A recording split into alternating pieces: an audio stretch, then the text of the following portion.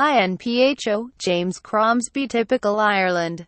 That was the charge after the dross served up in Georgia, but it equally applied last night as they showed their true colors when going down fighting.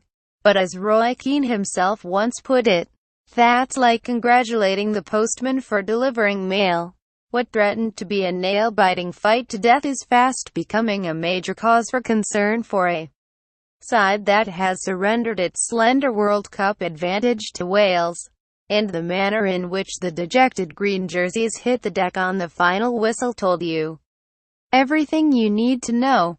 Credits: INPHO. James "CrombieMartin ONeill" had spoken about delivering grandstand finishes in the build-up, but his team is now in danger of slipping into the shadows. Fourth season punching above their weight until now. Normal order in Group D is taking shape heading into the final doubleheader next month.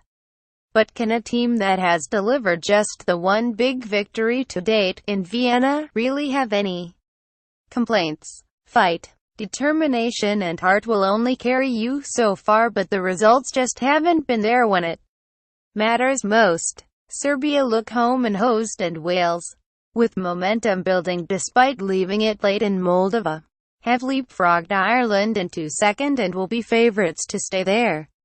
Ireland are now relying on Chris Coleman's charges, finding Georgia as difficult a nut to crack in Tbilisi as they did themselves at the weekend.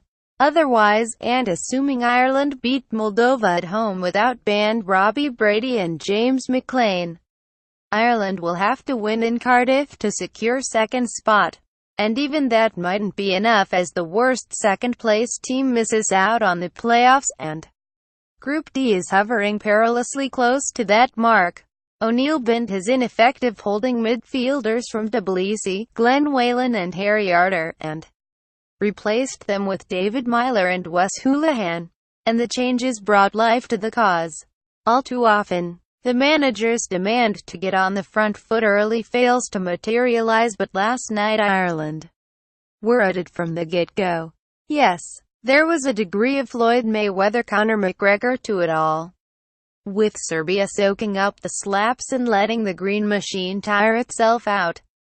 But there was a lot to like about a first-half performance which saw Shane Duffy score after 10 minutes only for his headed goal to be correctly ruled offside. Credits: INPHO. Ryan Byrne. Ireland's fluid diamond worked initially.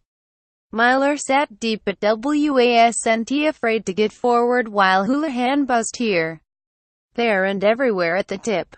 And Robbie Brady was much improved on the right side of it, linking well with Cyrus Christie to expose Alexander Kolarov's aging legs. But he would have the last laugh. Christie pinged a number of crosses and also did the dirty work well, notably when sliding in on Alexander Mitrovic as the Newcastle misfit was winding up to shoot in the box. As Ireland showed in Georgia, a team is nothing without tempo and a plan, but this was more like it, and the crowd knew it. The Aviva was rocking throughout. Shane Long fizzed a 25-yard screamer narrowly over, and both Hoolahan and James McLean always had them on their feet. McLean was like a tornado and his remarkable energy fueled the fire, but he was booked and will sit out the Moldova game next month. So too Brady.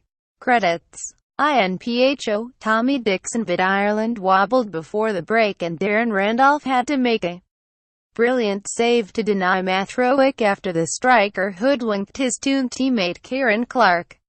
Still, it was night and day compared to Saturday's dross, yet with the potential to run out of steam. Ireland badly needed something to show for their endeavour.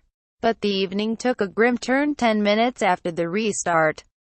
The visitors caught Ireland napping at the back to take a precious lead.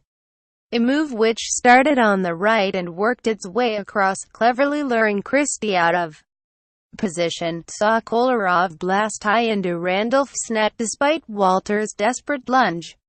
So, cue the grandstand finish that O'Neill predicted. For starters, Serbia were reduced to 10 men when Valencia's Nikola Maksimovic hauled down sub Daryl Murphy on for Houlihan, when racing onto a Brady punt forward. Callum O'Dowda then added spark off the bench, but Murphy was denied a penalty when Luka Milivojevic bear-hugged him attempting to get to one of his crosses. Murphy was then agonizingly close to an equalizer, drawing a good save. With 3 minutes remaining and Ireland were suffocating Serbia for 5 minutes of injury time. But as news of Hal Robson Canis late winner in Moldova filtered around the Aviva, a harsh reality set in there and then. The dream isn't dead yet, but it will take some reviving from here.